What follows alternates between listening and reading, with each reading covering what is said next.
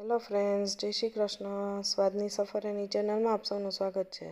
આજે હું તમારા માટે એકદમ એક હટકે રેસીપી લઈને આવી છું ફ્રેન્કીની. આપણે ઘણીવાર એવું બને છે કે બપોરે આપણે રોટલી કરી હોય તો સાંજે છે રોટલી વધારે હોય તો આપણને એમ થાય કે રોટલીમાંથી કઈ રેસીપી એવી બનાવી કે જે બધાને ભાવશે અને એકદમ ટેસ્ટી બનશે. તો આજે હું તમારા માટે એક ઇન્ડો ચાઇનીઝ ફ્રેન્કીની રેસીપી લઈને આવી છું જે બાળકોથી માંડીને મોટાને બધાને એટલી ભાવશે અને ભરપૂર વેજીટેબલથી બને છે. આટલા વેજીટેબલ નાખશો તો પણ બાળકો છે એ ખુશી ખુશી ખાશે, કારણ કે ચાઇનીઝ રેસીપી છે. બાળકોને છે એમને પણ ચાઇનીઝ ભાવતું હોય છે. તો ચાલો રેસીપી શરૂ કરીએ. સૌથી પહેલાં મેં અહીંયા 3 કલર્સના બેલ પેપર્સ લઈ લીધા છે, રેડ, યલો અને ગ્રીન, અને એને આ રીતે લાંબી લાંબી કટ કરી લેવાની છે. હવે મેં અહીંયા એક ગાજર લઈ લીધું છે, એને પણ હું આવી લાંબી સ્ટ્રીપ્સમાં કટ કરી લઉં છું. હવે મેં અહીંયા પર્પલ કેબેજનો યુઝ કર્યો છે. તમારી પાસે નોર્મલ વ્હાઇટ કેબેજ હોય તેનો પણ તમે યુઝ કરી શકો છો. હવે મેં અહીંયા એક મીડિયમ સાઇઝની ડુંગળી લઈ લીધી છે ને એને પણ આ રીતે લાંબી લાંબી કટ કરી લેશું.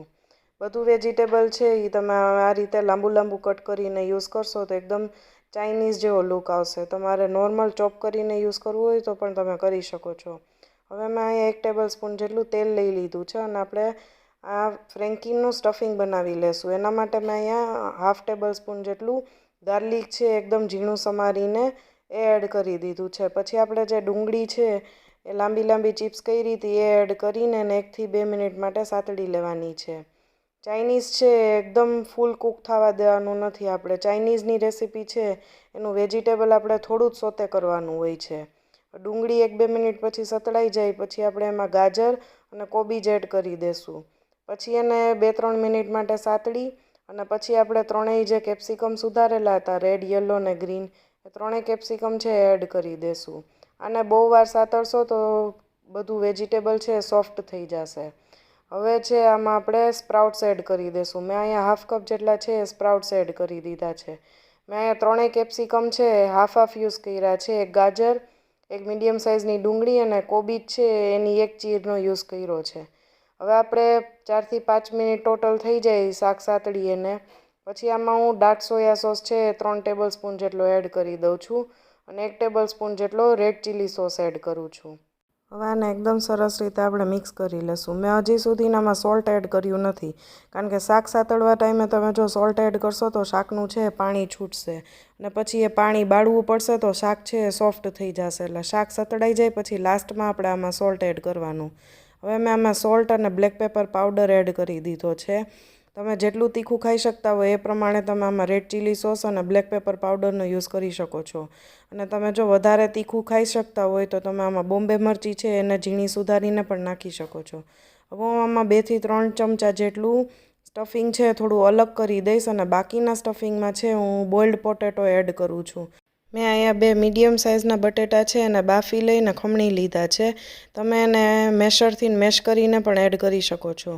આમાં તમે બટેટું એડ કરશો એટલે સ્ટફિંગ છે એકદમ સરસ બાઇન્ડ થઈ જશે. એટલે તમારે રોટલીમાં તમે આ સ્ટફિંગ એડ કરશો એટલે એ બહાર નહીં નીકળે. નાના છોકરાઓને જનરલી છે એ ફ્રેન્કી ખાતા ફાવે નહીં, બધું વેજીટેબલ છે એ બહાર નીકળી જાય.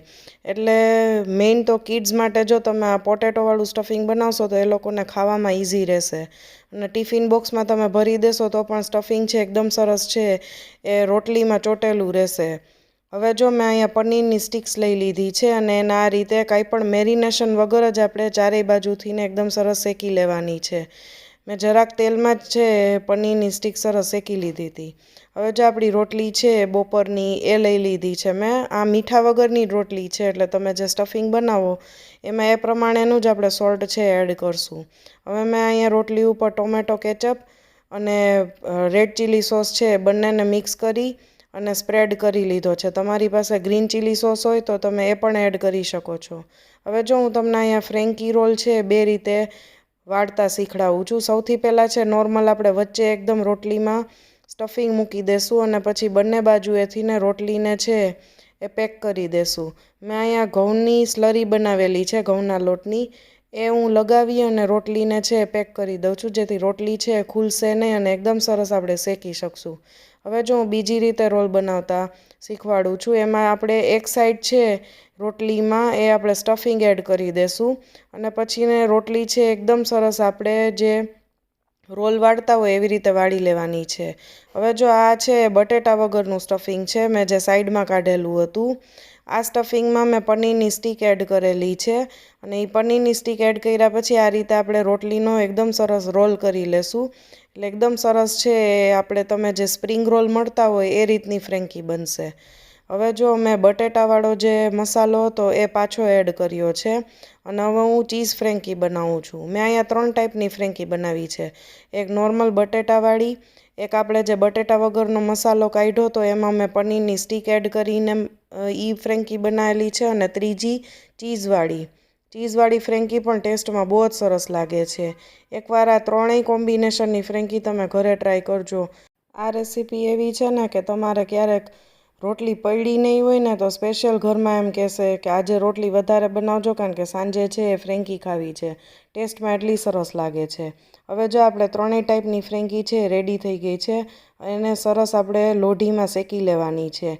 આ ફ્રેન્કી છે એને આપણે ચારેય સાઈડથી ને એકદમ સરસ ધીમા ગેસે શેકી લેશું એટલે એકદમ સરસ ક્રિસ્પી બનશે. તમને એવું જ લાગશે કે તમે સ્પ્રિંગ રોલ ખાઓ છો. આ ટેસ્ટમાં એટલી સરસ બને છે. જો તમે આ બાળકોને કરીને ખવડાવશો તો બાળકો તો સ્પેશિયલ એમ કહેશે, બપોરથી જ કહી દેશે કે આજે મારે ફ્રેન્કી ખાવી છે એટલે રોટલી વધારે બનાવજો. આ ટેસ્ટમાં એટલી સરસ લાગે છે. તમને જો આ ફ્રેન્કીની રેસીપી ગમી હોય તો મારી ચેનલને લાઇક, શેર અને સબસ્ક્રાઈબ કરજો અને એકવાર આ રેસીપી જરૂરથી ટ્રાય કરજો કારણ કે ટેસ્ટમાં બહુ જ સરસ બને છે. અને આમાં મગના સ્પ્રાઉટ્સ છે નાખવાનું ભૂલતા નહીં કારણ કે એનાથી ટેસ્ટ છે એકદમ ક્રન્ચી અને બહુ જ સરસ આવશે. Thank you. Bye bye.